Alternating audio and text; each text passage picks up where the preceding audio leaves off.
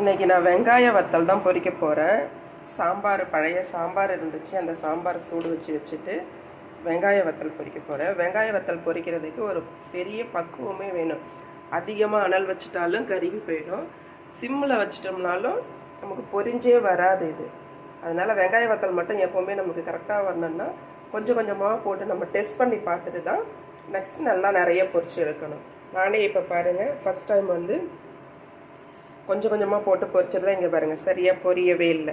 கலரும் ஒயிட் வராமல் ஒரு மாதிரி ப்ரௌனாக மாறி போச்சு. அதனால் நம்ம முதல்ல கொஞ்சம் கொஞ்சமாக போட்டு அது நல்லா பொரிஞ்சு வர ஸ்டேஜ் வந்ததுக்கு அப்புறமா தான் நம்ம போடணும்.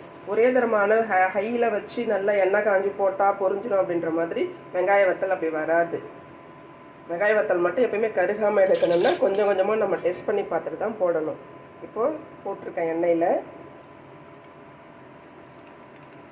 இது பாருங்கள், இது கரெக்டான ஸ்டேஜ். அழகாக பொரிஞ்சு வெளியில் வெள்ளையாக வருது பாருங்கள்.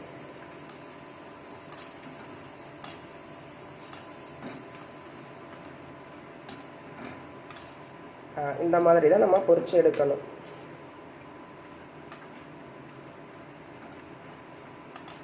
நான் 1 கிலோ வாங்கினேன். 1 கிலோ வாங்கி ஃபஸ்ட் டைம் போடும்பொழுது எனக்கு கரெக்டாக வரவே இல்லை.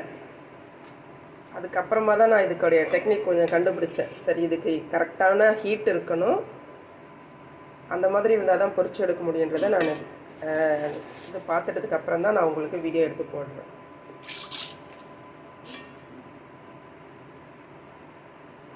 வெங்காய வத்தலுக்கு மட்டும் எப்போவுமே பொரிச்சு எடுக்கும்போது அனல் அதிகமாக வச்சிடாதீங்க.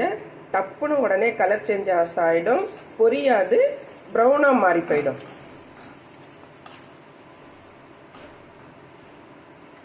நான் சொல்கிற இந்த ஒரு டிப்ஸை மட்டும் ஃபாலோ பண்ணி வெங்காய வத்தல் பொரிச்சிடுங்க. ரொம்ப நல்லாயிருக்கும். தேங்க்யூ. பிடிச்சிருந்ததுன்னா லைக் பண்ணுங்கள், சப்ஸ்கிரைப் பண்ணுங்கள்.